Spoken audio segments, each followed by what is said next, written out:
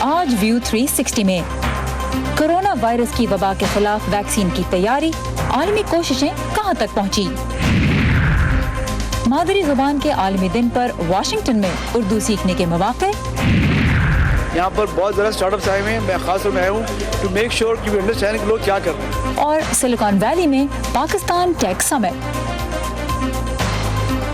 Corona virus کی مشرق وسطی آمد، وبا کا دائرہ بڑھنے کا امکان۔ وائس آف امریکہ کے واشنگٹن اسٹوڈیو میں آپ سب کو خوش آمدید۔ ویو 360 کے ساتھ میں ہوں سارا زمان۔ کورونا وائرس کی وبا چین کی سرحدوں سے نکل کر عالمی سطح پر پھیل سکتی ہے۔ اس خدشے کا اظہار دنیا کے کئی ملکوں میں عہدیدار اب کر رہے ہیں، کیونکہ ایران میں اس مرض سے 2 ہلاکتوں کی تصدیق ہو چکی ہے، جس سے مشرق وسطی میں اس وبا کا خطرہ اب بڑھ گیا ہے۔ کورونا وائرس سے جنم لینے والے کووڈ-19 نامی مرض سے اب تک 2100 سے زیادہ ہلاکتیں رپورٹ ہو چکی ہیں۔ ان میں تقریباً 2000 اموات چین میں واقع ہوئی ہیں۔ 76,000 سے زائد افراد میں اس وائرس کی تصدیق ہو چکی ہے۔ ان میں 75,000 کے قریب کیسز تو چین میں سامنے آئے ہیں، لیکن اب وہاں نئے کیسز کی تعداد کم ہو رہی ہے، جبکہ جنوبی کوریا سمیت کچھ دوسرے ملکوں میں بڑھ رہی ہے، جو کہ تشویشناک ہے۔ کورونا وائرس کی وبا کے خلاف ویکسین بنانے کے لیے کئی ملکوں کے ماہرین مل کر کام کر رہے ہیں۔ سبا شاہ خان آج بتا رہی ہیں کہ وائرس کی پیچیدگیوں کے ساتھ ساتھ مالی مشکلات بھی ویکسین کی جلد تیاری کی راہ میں ایک رکاوٹ ہیں۔ کورونا وائرس کی وبا یا کووڈ-19 سے لڑنے کے لیے ویکسین بنانے کی کوششیں دنیا بھر میں جاری ہیں۔ ان کوششوں میں کولیشن فار ایپیڈیمک پریپیئرنس انوویشنز یا سیپی نامی نارویجین ادارہ نمایاں ہے۔ دنیا کی کئی حکومتیں، پرائیویٹ ادارے اور NGOs اس تنظیم کے ممبرز ہیں۔ سیپی کووڈ-19 جیسی کسی بھی وبا کے خلاف نئی ویکسینز کی تیاری کے لیے دنیا بھر سے وسائل اکٹھے کرنے اور انہیں استعمال میں لانے کی خاطر فنڈنگ مہیا کرتا ہے۔ اب تک برطانیہ، آسٹریلیا، ایتھیوپیا اور ناروے نے سیپی کو کووڈ-19 کی ویکسین پر ریسرچ کے لیے فنڈنگ دی ہے۔ یہاں بہت کچھ داؤ پر لگا ہوا ہے، نہ صرف چین میں صحت عامہ کے نقطہ نظر سے بلکہ دنیا کے تمام لوگوں کی صحت کے حوالے سے بھی۔ جبکہ عالمی ادارہ صحت کے مطابق دنیا بھر میں اس مرض سے لڑنے کے لیے اور خصوصاً ان ممالک کے لیے جہاں صحت عامہ کا نظام کمزور اور وسائل محدود ہیں، اس وقت 67.5 کروڑ امریکی ڈالرز کی رقم درکار ہے۔ اس وقت آسٹریلیا کی یونیورسٹی آف کوئنسلینڈ اور امریکی نیشنل ہیلتھ انسٹیٹیوٹ میں کووڈ-19 کی ویکسین بنانے کے لیے کوششیں کی جا رہی ہیں۔ یہ وائرس سارس کے وائرس سے 80% مشابہت رکھتا ہے اور ان کی ٹیم ایک میسنجر RNA ویکسین تیار کر رہی ہے۔ میسنجر RNA ویکسین میں ہم دراصل جسم میں اس تبدیل شدہ RNA یا جینیاتی مادے کو داخل کرتے ہیں جو ناول کورونا وائرس کی پروٹینز پیدا کرتا ہے۔ اس کے رد عمل میں جسم میں ایک مدافعتی رد عمل پیدا ہوتا ہے اور وہ مدافعتی عمل ناول کورونا وائرس کی بیماری لگنے سے پہلے ہی اسے پہچان لیتا ہے اور یوں وائرس نہیں لگتا۔ NIH اپنی ویکسین کا فارمولا سیپی کے ساتھ مل کر کام کرنے والی دوا ساز مڈرنا فارماسیوٹیکل کو دے چکا ہے، لیکن یہ اتنا آسان نہیں ہے۔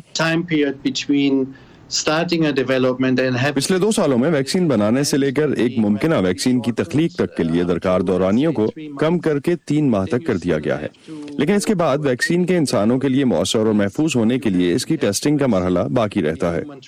جب ویکسین تیار ہو جائے گی تو اس کی اثر انگیزی کو بڑھانے کے لیے بھی ٹیکنالوجی کی ضرورت ہوگی۔ اس کے لیے دوا ساز ادارے کمپنی گلیکسو اسمتھ کلائن نے اپنی ایڈجوینٹ ٹیکنالوجی سیپی کو فراہم کر دی ہے۔ ایڈجوینٹ ایک ایسا جزو ہے جو ویکسین میں شامل ہو تو اس کا مدافعتی رد عمل بڑھ جاتا ہے اور یوں ویکسین کا اثر بڑھ جاتا ہے۔ دوسرا یہ کہ اگر آپ ایڈجوینٹ کے ساتھ ویکسین ملائیں تو آپ کو کم ویکسین کی ضرورت پڑے گی، یوں آپ کے پاس دینے کے لیے زیادہ ویکسین موجود ہوگی۔ تاہم ویکسین وائرس سے بچاؤ تو فراہم کرتی ہے، لیکن وائرس سے متاثر ہونے کے بعد ویکسین مدد نہیں کر پاتی۔ ایسے میں اینٹی وائرل ادویات کارگر ہوتی ہیں اور ڈاکٹر تھامس برائر کہتے ہیں کہ اینٹی وائرل بنانا نسبتاً آسان ہے۔ امریکی ادارے صحت نے اب تک 75,000 کووڈ-19 کیسز کی تصدیق کی ہے۔ اس وائرس کی وجہ سے 2,000 سے زیادہ اموات واقع ہوئی ہیں۔ کورونا وائرس کے خطرے اور اس کی اہمیت کو کسی بھی طرح کم کیے بغیر یہ جاننا بھی ضروری ہے کہ CDC کے حالیہ اعداد کے مطابق موجودہ فلو سیزن میں، جو کہ ابھی ختم نہیں ہوا، 2.5 کروڑ سے زیادہ امریکہ میں لوگوں کو فلو ہو چکا ہے اور یہ فلو 14,000 سے زیادہ اموات کا سبب بن چکا ہے۔ Saba Shah Khan, Voice of America, Washington. امریکی صدر ڈونلڈ ٹرمپ پیر کو بھارت کے پہلے دورے کا آغاز کریں گے، لیکن یہ دارالحکومت نئی دلی سے شروع نہیں ہوگا بلکہ وزیر اعظم مودی کی ہوم اسٹیٹ گجرات کے دارالحکومت احمد آباد سے ہوگا۔ جہاں صدر ٹرمپ دنیا کے سب سے بڑے کرکٹ اسٹیڈیم کا افتتاح کریں گے۔ صدر کی آمد سے پہلے شہر کی کچی بستیوں کو چھپانے کے لیے ایک دیوار تعمیر کی جا رہی ہے۔ صدر ڈونلڈ ٹرمپ کا خیال تھا کہ احمد آباد میں ان کے استقبال کے لیے 70 لاکھ افراد جمع ہوں گے، لیکن بھارتی عہدیداروں نے اس دعوے کی تردید کرتے ہوئے بتایا ہے کہ امریکی صدر کو خوش آمدید کہنے کے لیے 1 لاکھ افراد کی آمد متوقع ہے۔ مودی حکومت اس 2 روزہ دورے کو کامیاب بنانے کے لیے 100 کروڑ بھارتی روپے سے زیادہ خرچ کر رہی ہے۔ اسد اللہ خالد جائزہ لے رہے ہیں کہ پبلسٹی سے بڑھ کر دونوں لیڈرز اس دورے میں کیا حاصل کرنا چاہیں گے۔ ایسے میں جب صدر ٹرمپ کے بھارت کے پہلے دورے میں چند ہی روز باقی تھے، امریکی محکمہ خارجہ نے بھارت کو تقریباً $2 ارب کے جنگی ساز و سامان کی فروخت کی منظوری دی، اور اب یہ کانگریس سے منظوری کے مراحل میں ہے۔ اگر امریکی Congress integrated air defence weapon system کی فروخت کی منظوری دے دیتی ہے تو بھارت امریکہ سے 250 سے زائد AMRAAM اور اسٹنگر میزائلز کے علاوہ راڈار سسٹمز اور دیگر جنگی ساز و سامان خرید سکے گا۔ ہڈسن انسٹیٹیوٹ سے منسلک اسکالر اپرنا پانڈے کی رائے میں دونوں ملکوں کے رہنما اس دورے کو اپنا سیاسی قد بڑھانے کے لیے استعمال کریں گے۔ دونوں اپنے آپ کو ایک مضبوط رہنما کے طور پر دکھانا چاہتے ہیں۔ دونوں چاہتے ہیں کہ ان کی معیشت ترقی کرے اور افواج مضبوط ہوں، اور یہی چیز دونوں رہنماؤں کو جوڑتی ہے۔ انسانی حقوق میں دونوں کو کوئی دلچسپی نہیں ہے۔ امریکی محکمہ خارجہ کے مطابق اس جنگی سامان اور سپورٹ سے خطے میں طاقت کے توازن پر کوئی اثر نہیں پڑے گا۔ کیا صدر ٹرمپ کے دورے کے دوران بھی دنیا کی ان 2 بڑی معیشتوں کے بیچ کسی بڑے معاہدے کی توقع کی جا سکتی ہے؟ بھارت کے ساتھ تجارتی معاہدہ ہو سکتا ہے، لیکن میں کسی بڑی ڈیل کو بعد کے لیے بچا رہا ہوں۔ ہم ہندوستان کے ساتھ بہت بڑا تجارتی معاہدہ کرنے جا رہے ہیں جو کہ ضرور ہوگا۔ ہاں، مجھے یہ نہیں معلوم کہ یہ الیکشن سے پہلے ہوگا یا نہیں، لیکن ہندوستان کے ساتھ یہ ہمارا ایک بہت بڑا تجارتی معاہدہ ہوگا۔ اگرچہ انڈیا ہمارے ساتھ اچھا برتاؤ نہیں کرتا، لیکن میں وزیر اعظم مودی کو بہت پسند کرتا ہوں۔ انہوں نے مجھے بتایا کہ ہوائی اڈے اور ایونٹ کے درمیان 70 لاکھ افراد ہوں گے میرے استقبال کے لیے، اور میں سمجھتا ہوں کہ اسٹیڈیم بھی کچھ حد تک زیر تعمیر ہے، لیکن یہ دنیا کا سب سے بڑا اسٹیڈیم ہوگا جس کے لیے میں بہت خوش ہوں۔ صدر ٹرمپ پاکستان اور بھارت کے درمیان کشمیر کے مسئلے پر ثالثی کی کئی بار پیشکش کر چکے ہیں، اگرچہ بھارت نے ہمیشہ کسی ایسی تجویز کو رد کیا ہے۔ کیا صدر ٹرمپ کے بھارت کے دورے میں اس پر کوئی بات ہو سکتی ہے؟ India is hoping, and Indian analysts like me are hoping that Kashmir does not come up. Bharat کو اور میرے جیسے بھارتی تجزیہ کاروں کو امید ہے کہ صدر ٹرمپ کشمیر کا ایشو نہ اٹھائیں اور ثالثی کی آفر نہ کریں، کیونکہ 1950 کی دہائی سے بھارت کہتا آیا ہے کہ کشمیر اس کا اور پاکستان کا اندرونی معاملہ ہے۔ It actually has said Kashmir is bilateral between India and Pakistan. ایک ایسے وقت میں جب بھارت کی معاشی ترقی کی رفتار گزشتہ کئی سالوں کی کم ترین سطح پر ہے، دیکھنا یہ ہے کہ کیا صدر ٹرمپ کے دورے میں کوئی ایسے تجارتی معاہدے ہو سکتے ہیں جو بھارتی معیشت کو سپورٹ کر سکیں۔ اسد اللہ خالد، وائس آف امریکہ، واشنگٹن۔ خبر رساں ادارے روئٹرز کی خصوصی رپورٹ کے مطابق ٹرمپ مودی ملاقات سے قبل امریکہ کی جانب سے بھارت کو توانائی کی پیداوار کے لیے 6 نیوکلیئر ریاکٹرز کی فراہمی کے معاہدے پر دستخط کا امکان ہے، جبکہ توقع یہ بھی ہے کہ بھارت بھی تقریباً $3.5 ارب کے ہیلی کاپٹرز کی خرید کا معاہدہ طے کرے گا۔ صدر ٹرمپ کا پہلا دورہ بھارت دونوں ملکوں کے تعلقات کے لیے کیا معنی رکھتا ہے، اس بارے میں کچھ مزید بات کریں گے، جس کے لیے اسٹوڈیو میں ہمارے ساتھ آج موجود ہیں واشنگٹن کے تحقیقی ادارے اسٹمسن سینٹر سے منسلک تجزیہ کار Sameer لالوانی۔ Sameer, thank you very much for joining us. So defense ties we see are getting stronger, but on the economic front we still see a lot of tension and a lack of clarity between US and India. Where do bilateral ties stand at the moment? Well, I think they are improving or moving along, but at the end of the day, the economic relationship is essential. I think there are 3 pillars to the US-India relationship: shared values, a deepening economic and commercial relationship, and a strategic relationship. And what we're seeing in the defense deals is that they're moving forward on the defense strategic relationship, although there's a broader set of questions as to whether we're converging on interests. But on the economic side, that undergirds a lot, because with economic trade, you actually build the size of your economy to upgrade your military and your defense ties and be more active in the region. So at the end of the day, if India's economy doesn't grow and if it doesn't open up and it doesn't deepen US-India ties, that will slow down the defense relationship. All right. So Sameer لالوانی کہتے ہیں کہ جہاں تک دونوں ملکوں کے تعلقات کی بات ہے تو بہت سی ان میں شیئرڈ ویلیوز بھی ہیں، یعنی مشترکہ اقدار ہیں دونوں मुल्कों के दरमियान. उसके अलावा मईशत और डिफेंस ऐसे इशूज़ हैं जिन पर दोनों मुल्कों के दरमियान कह लीजिए इत्तफाक करार या रवाबित पाए जाते हैं. लेकिन समीर कहते हैं कि जहाँ तक डिफेंस डील्स की बात है तो वो स्ट्रेटेजिक गोल्स को तो आगे बढ़ाते हैं, लेकिन मुआशी तौर पर दोनों मुल्कों के दरमियान मुआहदों की और डीपर ताल्लुकात की ज़रूरत इसलिए भी है क्योंकि ये मुआहदे फिर डिफेंस में और मईशत में तरक्की के लिए राह हमवार करते हैं. और उनका कहना है कि अस्करी क़ुव्वत भी इससे बढ़ती है. तो अगर ऐसे ताल्लुकात यानी मुआशी सतह पर ताल्लुकात दोनों मुल्कों के दरमियान मज़ीद गहरे नहीं होते तो इससे दूसरी जो नौयत है ताल्लुकात की जैसे डिफेंस रिलेशंस हो गए वो भी अफेक्ट हो सकते हैं. How clear are the policy goals of this trip? Because we know there's going to be a lot of pomp and show, but we don't know much about what the two leaders are hoping to achieve. Well, I think we know what the U.S. president hopes to achieve, which is to have some agreements and some deals and to be received warmly by the Indian people. So I think the show is the policy goal sometimes. But I think deeper within the administration and the interagency, the goal is to see India open up, to rise, and to become a stabilizing force in Asia. Right. सो समीर लालवानी कहते हैं कि मुआहदों की उम्मीद तो है सदर Donald Trump को, लेकिन दूसरी जानिब एक तवक्को ये भी है, कोशिश ये भी है कि भारत एशिया के अंदर एक बड़ी कुव्वत बनकर उभरे. When we talk about India becoming a major strategic partner and a major power within Asia, the big observer of all of that is Pakistan, and Pakistan of course is going to look at this trip very closely. Aparna Pandey said she hopes that President Trump does not discuss Kashmir. And what we have seen is that even though President Trump has offered to mediate on Kashmir, India has largely ignored all of those efforts. Is US still an effective mediator between Islamabad and Washington, considering Indian reaction to offers of mediation, but also looking at the improving ties between the personalities of President Trump and of Mr. Modi? Well, a serious diplomatic engagement or negotiation requires more than just the personalities. It requires the entire bureaucracy to be prepared and ready and able to do those things. And I don't believe the United States is there yet. The United States is deeply concerned about India-Pakistan relations, both with regards to Kashmir, but more broadly the risk of conflict or escalation. And so it expresses those concerns, but I don't believe it's prepared to actively mediate. Nor do I think is any country capable of mediating between two nuclear powers. It's a very different situation that most countries are not able to deal with. Alright, so Sameer कहते हैं कि संजीदा सफारती कोशिशों की ज़रूरत है कश्मीर के मामले पर, और वो ज़ाती ताल्लुकात से बढ़कर उसके लिए काम करना होगा और उसके लिए तैयारी करनी होगी. और वो कहते हैं कि उनकी नज़र में फ़िलहाल वाशिंगटन तैयार भी नहीं है कि सदर ट्रंप ने जो सालिसी की कोशिशें, जो सालिसी की ऑफर्स की हैं, उनको कोई अमली जामा पहनाया जा सके. और समीर कहते हैं कि दुनिया के किसी भी मुल्क के पास ये सलाहियत शायद नहीं है कि दो न्यूक्लियर क़ुव्वतों के दरमियान इस अहम मामले पर सालिसी करवा सके.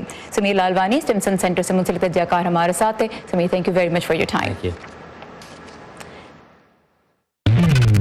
ताज़ा तरीन खबरें, अहम वाक़यात, ऑडियो वीडियो रिपोर्ट्स और तज्ज़िये देखने, सुनने और पढ़ने के लिए डाउनलोड कीजिए VOA उर्दू की नई ऐप. खबरें अब हर वक्त आपकी मुट्ठी में. आज मादरी ज़ुबानों का आलमी दिन है. अमरीकी दारुल हुकूमत वाशिंगटन DC और उसके करीबी इलाकों में ऐसे बहुत से ख़ानदान आबाद हैं जिनकी मादरी ज़ुबान उर्दू है. फायज़ा बुखारी आज हमें दिखा रही हैं कि इन ख़ानदानों के बच्चों और नौजवानों के लिए अमरीका में उर्दू सीखने के क्या मौक़े मौजूद हैं और उनकी राह में चैलेंजेस क्या हैं. आपके नाना नानी कहाँ रहते हैं? पाकिस्तान में. ये अफशा और मुबश्शिर का घराना है जो अमेरिका में कई सालों से मुकीम है. उनकी 6 साला बच्ची इशाल उर्दू समझती और बोलती है. पाकिस्तान में रहने वालों के लिए ये आम बात होगी, लेकिन अमेरिका में परवरिश पाने वाले पाकिस्तानी नौजवान बच्चे कम ही उर्दू रवानी से बोल पाते हैं. उनकी पहली जबान अंग्रेजी है. स्कूलों और घरों में बच्चे आपस में गुफ्तगू के लिए इसी जबान का सहारा लेते हैं.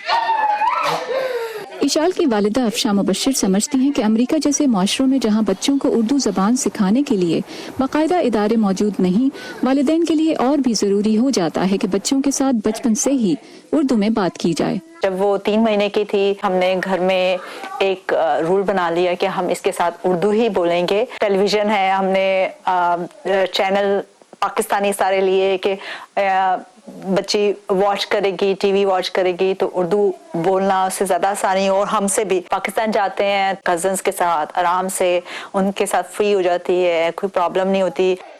ईशाल के ये दोस्त ऐसे ही बच्चों में से हैं जिनके वालिदैन ने बचपन से ही घर के माहौल में उर्दू को रचाया बसाया। मैं इस वक्त भावल के साथ हूँ जो 5 साल के हैं। इनकी बर्थ यानी कि पैदाइश यहीं अमेरिका में हुई, लेकिन इनको बाकायदा तौर पर उर्दू सिखाई जा रही है और ये कायदा पढ़ के हमें सुनाएंगे। Let's see how he does it. ये कायदा है। भावल चलें, अब यहाँ से इसको पढ़ना शुरू करें। अलिफ मदा आम, अलिफ अंगूर, बे पे पैंडा, ते तितली, ए टमाटर। बच्चों के लिए तो नहीं, लेकिन वाशिंगटन की जॉन्स हॉपकिंस यूनिवर्सिटी में उर्दू और हिंदी लैंग्वेज सेंटर के इंस्ट्रक्टर वफादार हुसैन कई सालों से अपने तलबा को उर्दू सिखा रहे हैं। उनकी क्लास में पाकिस्तानी नजात तालिब इल्मों के अलावा गैर मुल्की भी हैं, जिनमें से चंद की उर्दू जबान में सलाहियत हैरान कुन है। मुझे बहुत खुशी थी कि बनारस में एक हिंदी प्रोग्राम है। वफादार हुसैन समझते हैं कि मादरी जबान किसी भी तहजीब व तमद्दुन को समझने के लिए पहला कदम है। आपके वालिदैन पाकिस्तान से, तो ऐसी बात है कि आप जानना चाहेंगे कि जहाँ से मेरा वजूद है, वहाँ के मुआशरे, वहाँ की तहजीब, वहाँ का तमद्दुन, वहाँ के ख्याल, वहाँ के रहन सहन, वहाँ की तरीक़े ज़िंदगी, उस सब को समझे। तो अगर उस चीज़ों को समझना है तो ज़बान जो है एक पहला जीना है। ये तलबा मुख्तलिफ वजूहात की वजह से उर्दू सीख रहे हैं। बचपन में मैंने उर्दू नहीं सीखी थी। अब जबकि मुझे इसका मौका मिला है तो मैंने सोचा क्यों ना अपने कल्चर और विरसे को समझा जाए। मेरी सारी फैमिली उर्दू बोलती है और बहुत पाकिस्तानी मूवी भी देखते हैं और इंडियन मूवी भी, जैसे बॉलीवुड गाने सुनते हैं, और मुश्किल होती है जब उर्दू नहीं आती है। सो मुझे सीखना था और कनेक्ट करना था पाकिस्तान के साथ। मेरा अबू पाकिस्तान से, लेकिन बचपन में मैं उर्दू नहीं बोलती थी। अभी मैं उर्दू सीख रही हूँ क्योंकि मैं लिंक अपनी पाकिस्तानी रूट्स है। अपने आबाई मुल्क से रिश्ता जोड़ने के लिए मादरी जबान सीखना एक अहम वजह हो सकती है, लेकिन अंग्रेजी के अलावा किसी और जबान में महारत यहाँ वाशिंगटन में मुलाजमतों के बेहतर मौके का सबब भी बन सकती है। Pfizer Bukhari, voice of America, Washington. Pakistan में आईटी या इंफॉर्मेशन टेक्नोलॉजी के शोबे में नए कारोबारों की तादाद रोज़ बरोज़ बढ़ी है। इस शोबे में तरक्की और ताउन के फ़रोग के लिए हाल ही में अमेरिका के सिलिकॉन वैली में एक टेक समिट मुनक्किद किया गया, जिसमें अमेरिकी टेक्नोलॉजी कंपनियों से वाबस्ता प्रोफेशनल्स और पाकिस्तान से सरकारी और निजी इदारों के नुमाइंदों ने शिरकत की। आइए देखते हैं नदीम याकूब की रिपोर्ट। अमेरिका में टेक्नोलॉजी की बड़ी कंपनियों से वाबस्ता पाकिस्तानी महसूस करते हैं कि पाकिस्तान में इंफॉर्मेशन टेक्नोलॉजी का शोबा दोनों मुमालिक में ताउन के फरोग से फायदा उठा सकता है। पाकिस्तान टेक समिट के शुरका इस बात पर इत्तफाक करते हैं कि दूसरे मुमालिक की निस्बत पाकिस्तान इंफॉर्मेशन टेक्नोलॉजी में जरा पीछे रह गया है, मगर अब वो इस शोबे में आगे बढ़ने के लिए तैयार है। Things are looking very good. Reports बड़ी अच्छी आ रही हैं हर लिहाज से। पाकिस्तान की टेक्नोलॉजी की अच्छी रिपोर्ट्स आ रही हैं, यंगस्टर्स की बड़ी अच्छी रिपोर्ट आ रही है जो बड़ी बड़ी चीज़ें कर रहे हैं। यहाँ पर बहुत ज़्यादा स्टार्टअप्स आए हुए हैं। मैं खास तौर में आया हूँ टू मेक श्योर कि वी अंडरस्टैंड कि लोग क्या कर रहे हैं। हमारे पास भी स्टार्टअप्स हैं पाकिस्तान में, लेकिन बहुत पोटेंशियल है। बिल्कुल उसको आप समझें कि अब ये बूम शुरू हो चुका है इंशाल्लाह पाकिस्तान का। ताहम कुछ माहिरीन समझते हैं कि पाकिस्तानी नौजवान आला तालीमी इदारों से आईटी के शोबे में डिग्रियां तो हासिल कर रहे हैं, मगर पेशा वाराना माहौल में जिम्मेदारियां संभालने के अहल नहीं। यंग जनरेशन को थोड़ा सा मार्केट एक्सपोज करना चाहिए, थोड़ा सा काम करें 4-5 साल, तो उसमें आपको HR का एक्सपीरियंसेस, आपको फंड मैनेजमेंट, कैश फ्लोज, इन चीज़ों के आइडियाज़ नहीं हो रहे होते, तो या तो स्टडीज़ लें उसमें या एक्सपीरियंस करें फिर आएँ। पाकिस्तान नेशनल आईटी बोर्ड के चेयरमैन शवाहत अली शाह कहते हैं कि हुकूमत नौजवानों की तरबियत के लिए एक प्रोग्राम पर अमल पैरा है।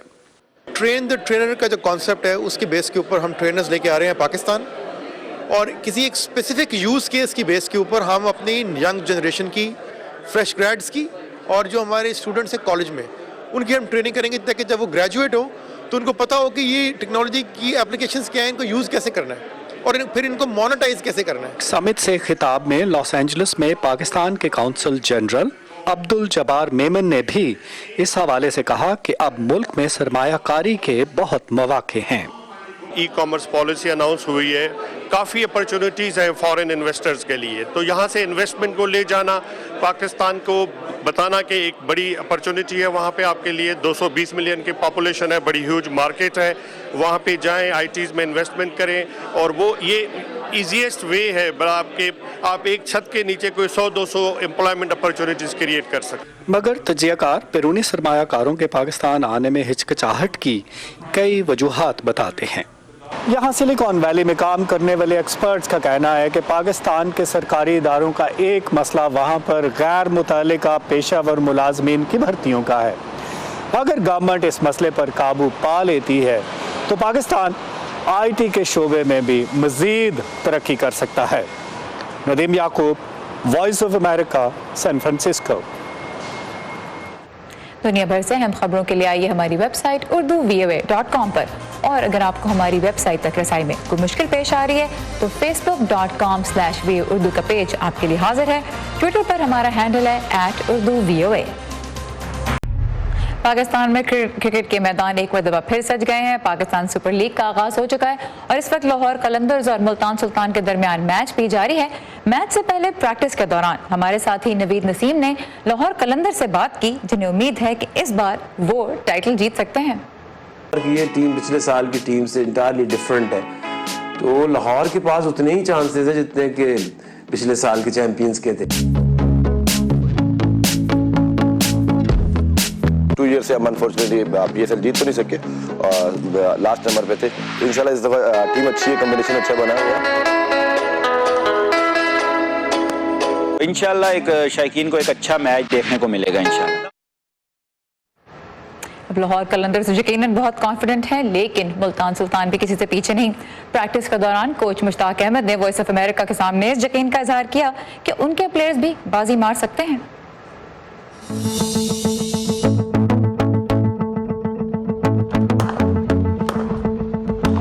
हमारा यकीन है, हमारे प्लेयरों को यकीन है कि इंशाल्लाह इस दफ़ा हम ऑल द वे जाएंगे और ट्रॉफी जीतेंगे इंशाल्लाह।